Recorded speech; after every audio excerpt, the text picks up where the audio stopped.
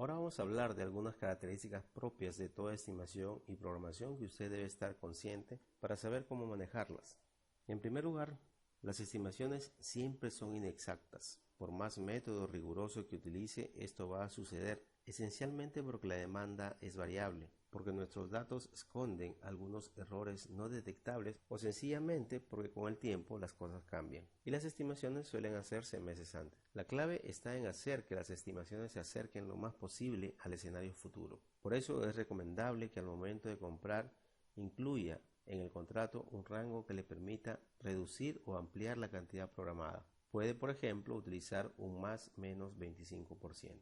Determine el error de su estimación con la demanda real. Esto es recomendable hacerlo un año después del periodo de programación. Así usted podrá determinar qué tan lejos estuvo su estimación de la realidad y si debe seguir utilizando ese método o buscar otro. También puede utilizar un stock de seguridad como respaldo. Conociendo el error de su estimación, es más fácil determinar el tamaño de este stock. Las estimaciones agregadas son más precisas. Esto quiere decir que trabajar la estimación a niveles micro o de manera muy atomizada no es recomendable.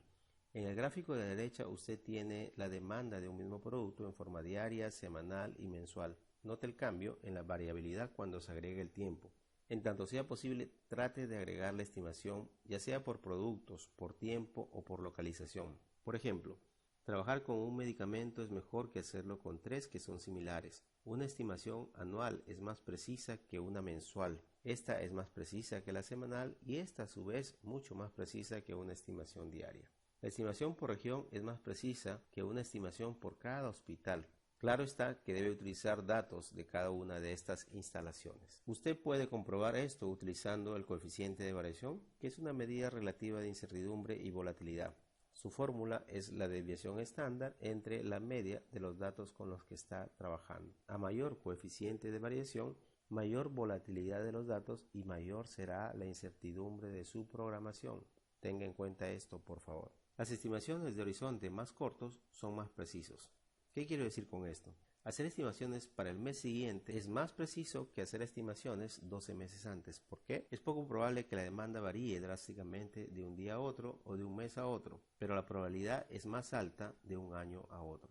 A pesar de esto, muchas veces las políticas o normas de una empresa o institución exigen el desarrollo de programaciones de horizontes largos. Entonces, ¿qué hacer? La sugerencia es recalcule su estimación momentos antes de iniciar la compra con datos ya actualizados. También evalúe periódicamente sus estimaciones y la demanda y tome acciones a tiempo, ya sea para dar forma a la demanda o para reducir las cantidades a comprar. Otros aspectos a tener en cuenta y que son muy importantes incluyen la o las personas que realizan la programación deben conocer el desempeño del sistema de suministro para identificar y discernir aquellos datos que no se ajustan a la realidad, ya sea un dato de consumo o número de personas atendidas por determinada situación.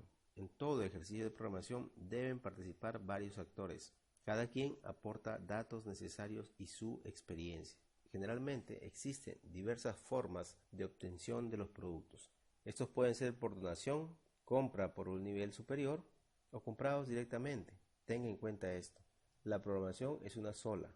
Luego se determina cuál será la modalidad de obtención. Es un error hacer programación por cada modalidad de obtención de los productos. El enfoque y método de programación dependen del tipo de productos y los datos con los que se cuenta. ¿Qué quiero decir con esto? Voy a utilizar este cuadro para explicarlo. En color rojo, la tecnología de productos, que puede ser que utilice una tecnología actual y por lo tanto hay datos históricos, o una tecnología nueva y por ser nueva aún no hay historia. En color azul, el mercado, que también puede ser actual, es decir, que ya está en el mercado y por lo tanto hay datos históricos, o es un mercado nuevo para el producto. De la combinación de estos dos elementos dependerá el enfoque y el método que se utilice en la programación. Un método más o menos complejo, un método más o menos subjetivo. Veamos el primer cuadrante, un producto que ya tiene un mercado y una tecnología conocida. En este escenario podemos utilizar con facilidad datos históricos y aplicar métodos de series de tiempo, regresión lineal y un suavizado exponencial para estimar el consumo futuro. En este escenario es donde se encuentra un programa de VIH y SIDA ya establecido, pues cuenta con datos históricos. Movámonos a la derecha. Tenemos un producto con una tecnología nueva que se introduce en un mercado donde hay productos similares.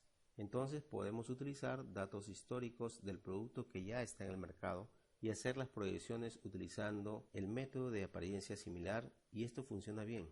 Por ejemplo, esto funciona cuando usted introduce un nuevo producto a un programa de VIH y SIDA, ya sea para reemplazar a otro o para complementarlo. En este caso, usted puede tomar los datos del producto actual y adaptarlos. En la parte inferior, donde no tenemos datos históricos del mercado, se hace uso de métodos más subjetivos como grupos focales, paneles de clientes, juicios de expertos, planificación de escenarios, etc. Para el caso del programa de VIH y SIDA funcionan bien los enfoques que mencionamos antes, y con estos vamos a trabajar en el curso.